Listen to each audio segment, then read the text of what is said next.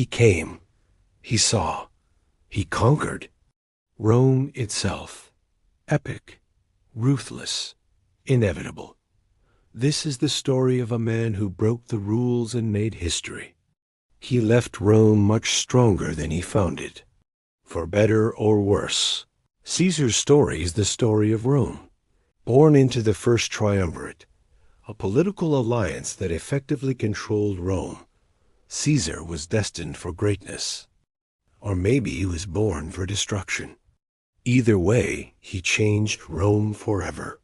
For centuries, Rome was a republic, ruled by laws, not by kings.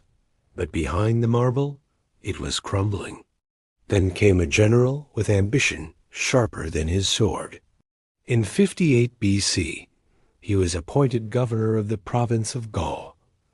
In 8 years, he turned a position that was usually a stepping stone to power into a crown jewel.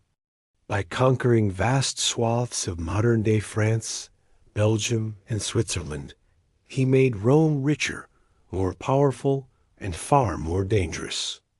They feared Caesar's growing popularity. The people loved him. He returned from Gaul a hero. He celebrated with a parade. He gave back to the people.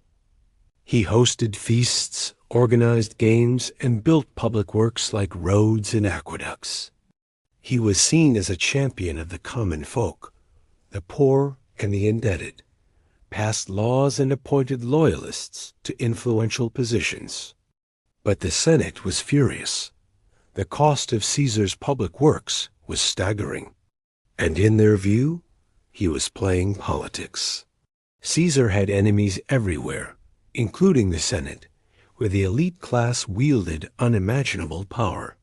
The situation grew so tense that Caesar was forced to flee Rome, but not before setting the stage for his return. In 49 BC, the Senate ordered Caesar to disband his army. Most generals would have obeyed. Not Caesar. Historian Suetonius wrote that Caesar planned to make Rome a monarchy openly.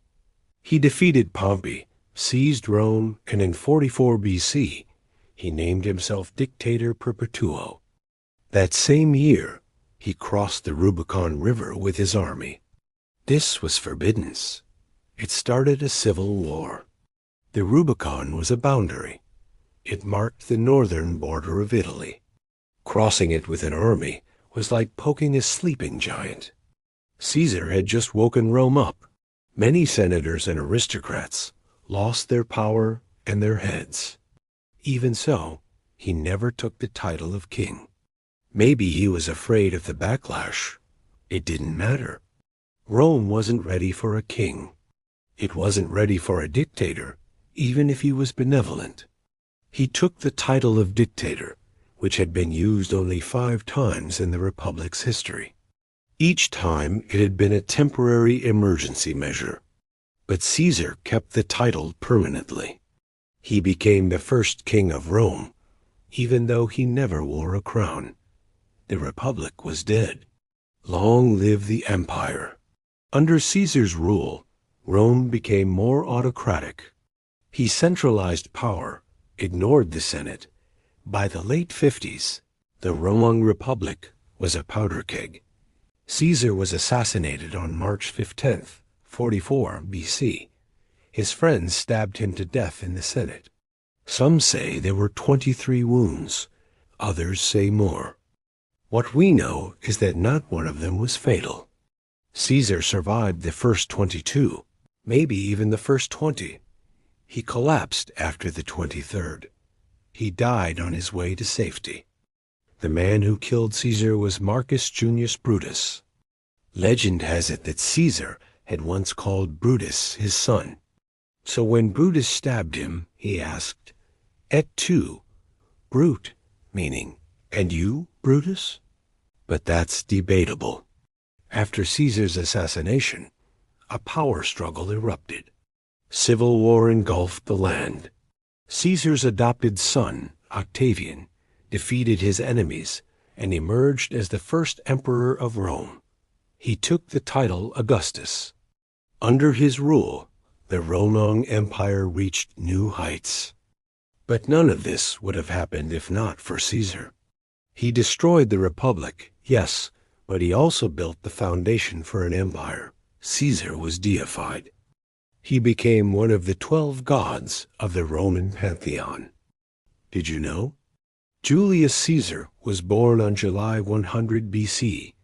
During the Civil War, Caesar's supporters were known as Caesarians. After his death, Caesar's bust has been copied countless times throughout history. A movie about Julius Caesar was released in 1953. It starred Marlon Brando as Mark Antony. What's your favorite fact about Caesar? Let me know in the comments. He came. He saw. He conquered Rome itself. This has been 1 Minute. See you tomorrow.